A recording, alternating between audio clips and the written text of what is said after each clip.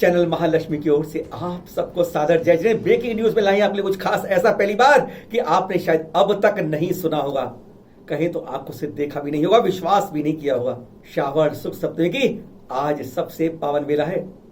आज ही के दिन 2796 वर्ष पूर्व प्रातः काली वेला में एक माह के प्रतिमा योग धारण करने के बाद 36 महामुनियों के साथ 23वें तीर्थंकर श्री पारस प्रभु इसी स्वर्ण भद्रकूट से सिद्धालय को पधारे थे।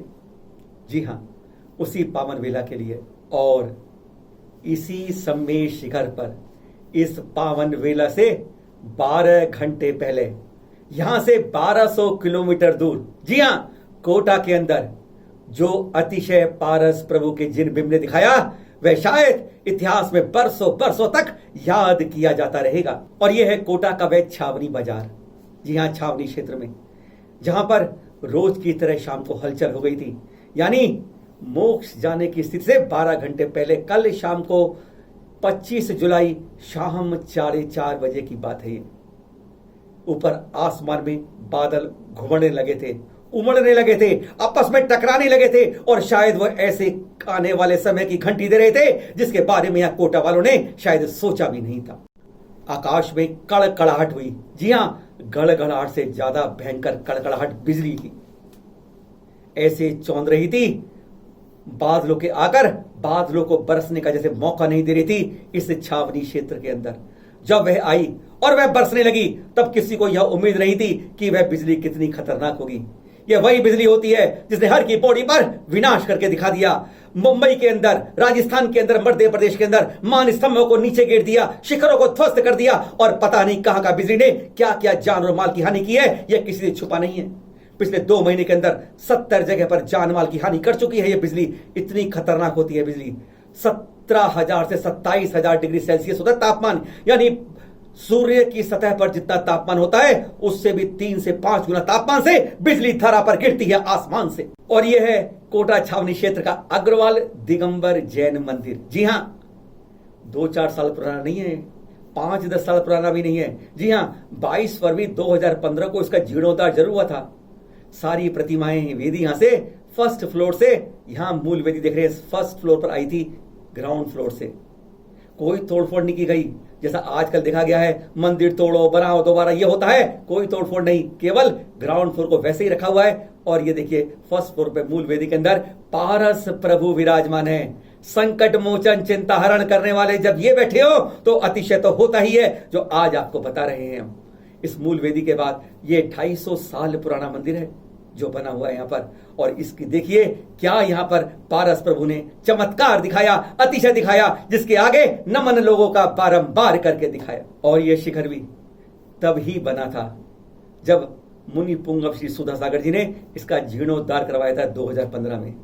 पर तब कहें गलती हुई या भूल हुई कोई बड़ी कि बिजली ताड़ा कंट्रोलर यानी इलेक्ट्रिसिटी बिजली की प्रतिरोधक नहीं लगवाया था यहाँ पर।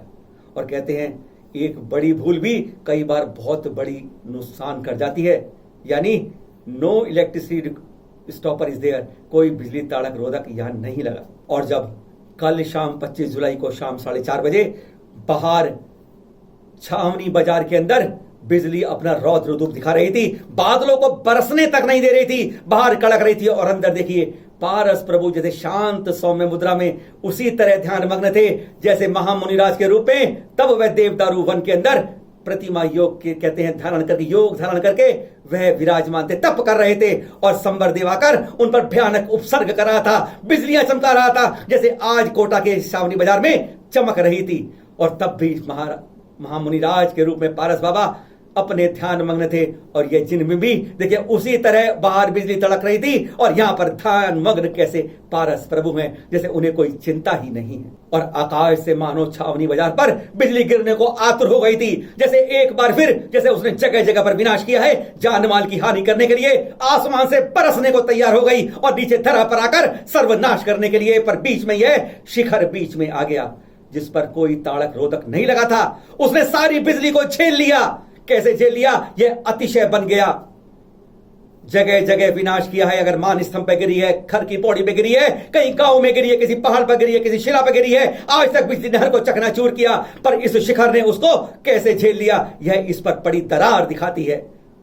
जलने की निशान ऊपर से नीचे तक है, लेकिन अंदर से देखें तो शिखर पर एक शिकन तक नहीं आई है। छावनी बाजार में कुछ नहीं हुआ।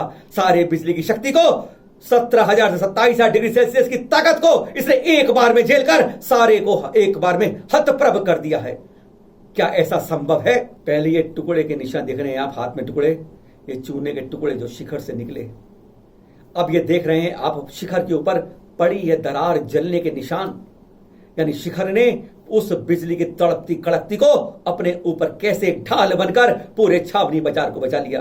बादल यहां गरजे नहीं और कहते हैं जब सूखी बिजली गिरती है तो बहुत भयानक रूप से गिरती है, तबाही मचा देती है वो। लेकिन यहां पर इस शिखर ने किस तरीके से उसको अपने अंदर, अपनी छाती के अंदर जैसे ले लिया, जैसे उपसर्ग करते हुए संबरदेव के ऊपर जब थर्णेंद्र और पद्मावती ने आकर बचाने की कोशिश की थी, वैसे तो उपसर्ग रोधक थे पारस प्रभु पर, वह संबरदेव कुछ नहीं कर पाया। ऐसे यहां पर वो जब अंदर विराजे हों तो शिखर के ऊपर से गिरती बिजली भी कुछ यहां नहीं कर पाई।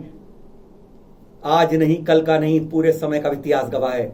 चाहे वह हर की पौड़ी पर गिरी, चाहे मुंबई में शिखर पर गिरी, चाहे मध्य प्रदेश में शिखर पर गिरी, चाहे राजस्थान में शिखर पर गिरी, सबको उसने चूर किया, खत्म कर दिया। कहीं गांव में गिरी, जगह जगह उसने जान माल की हानि की, कहीं 5 मरे, कहीं 10 मरे। कहीं शिखर आसमान से पहाड़ पर गिरी, पहाड़ का पत्थर गिर दिया, गांव का गांव पानी के अंदर बह गया। 34 जगह से खबरें आ चुकी हैं पिछले 2 माह के अंदर, जहां जान माल की बिजली ने गिरकर इतनी ज्यादा तबाही हमारे ही देश में करी है। लेकिन यहां पर पारस प्रभु की कृपा से कुछ नहीं कर पाई। क्या पारस प्रभु का चमत्कार देखिए, क्या अतिशय देखिए। केवल 12 घंटे पहले 1200 किलोमीटर दूर सोनभद्रकूट से यह चमत्कार अतिशय है। ऐसे अतिशय को हम बारंबार नमस्कार करते हैं। कहते हैं जहां जहां अतिशय होते हैं वही चमत्कार के कारण पूरी जनता उसको नमस्कार करती है। फिर मिलेंगे नए एपिसोड में आपके साथ। सादर जय जिनेंद्र।